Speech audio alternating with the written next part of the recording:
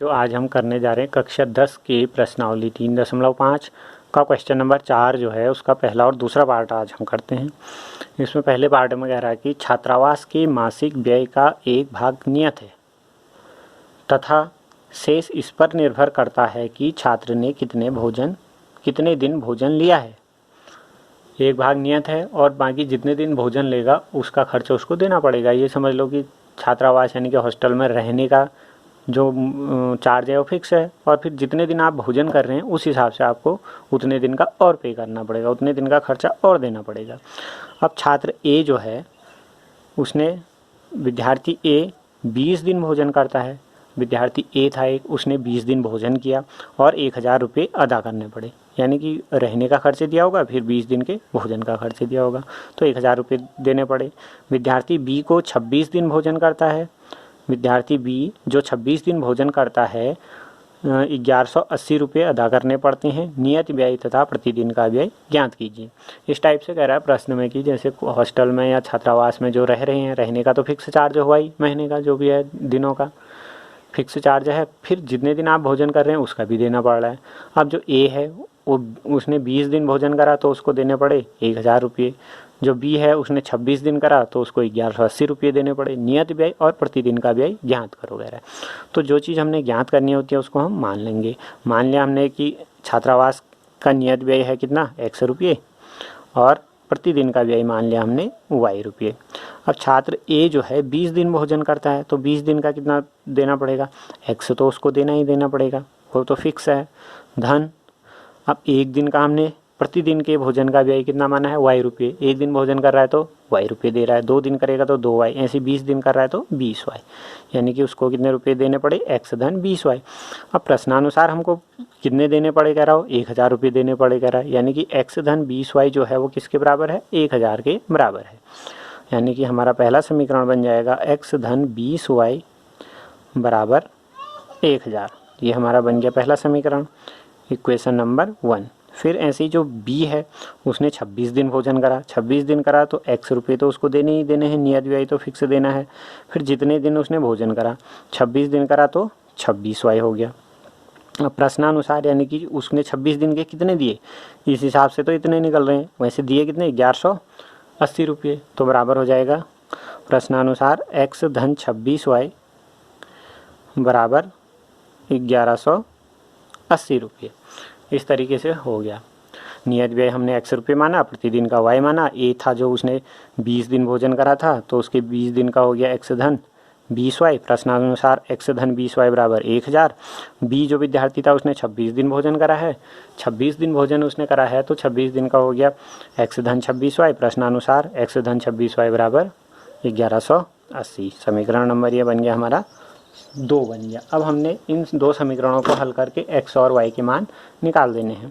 इसके नीचे समीकरण 1 लिख देते हैं। समीकरण 1 x धन 20y बराबर 1000 है। अब यहाँ पर हम देख रहे हैं समीकरण 1 और 2 x के गुणांक समान हैं तो घटा देते हैं, विलोपन विधि से हल कर देते हैं।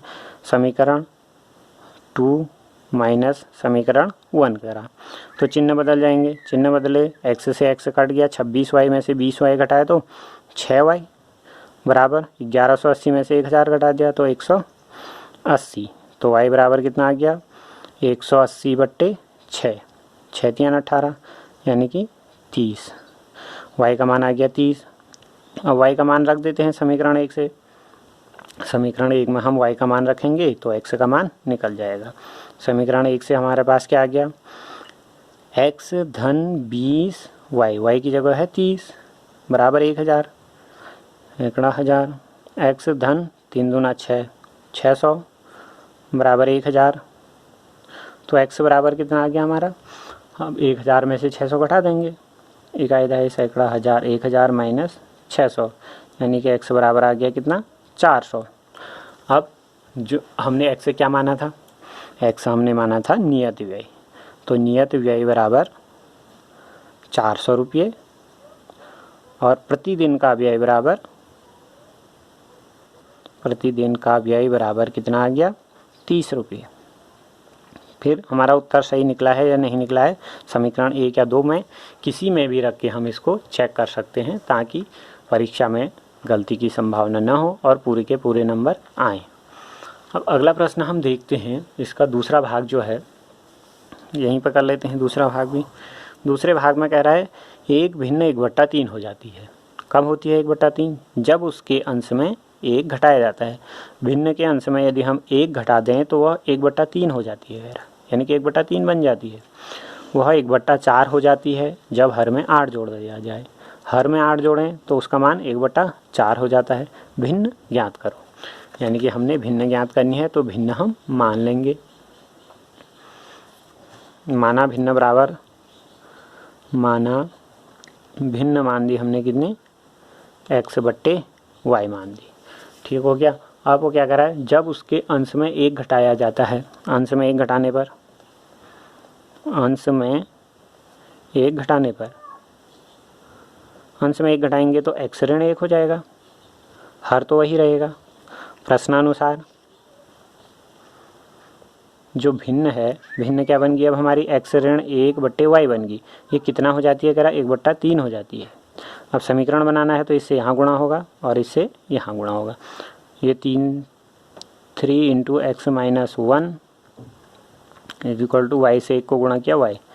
3x ऋण 3 बराबर y इधर आएगा तो 3x ऋण y, ये 3 उधर गया धन में, बराबर 3। इस तरीके से हमारा समीकरण नंबर 1 हमारा बन गया है।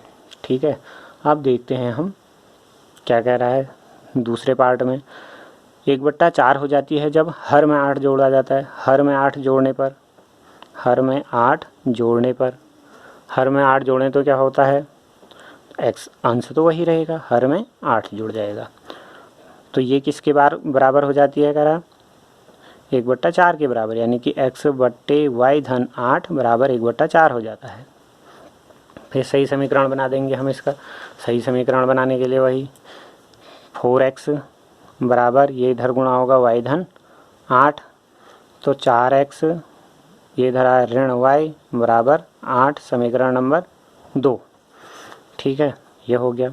समीकरण नंबर 1 क्या था, समीकरण नंबर 1 था हमारा 3x ऋण y बराबर 3, ये था हमारा समीकरण नंबर 1।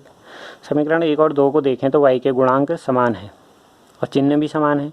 चिन्ह जब समान होते हैं तो घटाने पर ऋण, ये हो जाएगा धन, ये हो जाएगा ऋण। इससे कटा 4x में से 3x घटाया x, 8 में से 3 घटाया 5, यानी कि x का मान तो आ गया 5। अब समीकरण 1 में रख देते हैं। समीकरण 1 से समीकरण 1 में हम x की जगह कितना रख देंगे, 5 रख देंगे। तो क्या हो जाएगा 3 × 5 ऋण y बराबर 3, 3 पंचे 15 ऋण y बराबर 3।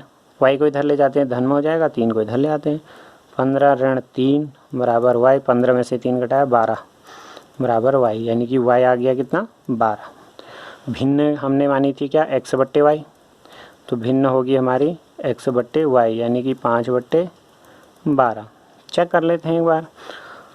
वो कह रहा था कि अंश में 1 घटाएं तो 1/3 हो जाती है। अंश में 1 घटाएं, 5 में से 1 घटाएंगे 4/12, 4/12 मतलब 1/3। इस तरीके से हमारा उत्तर सही है। तो इसको इस तरीके से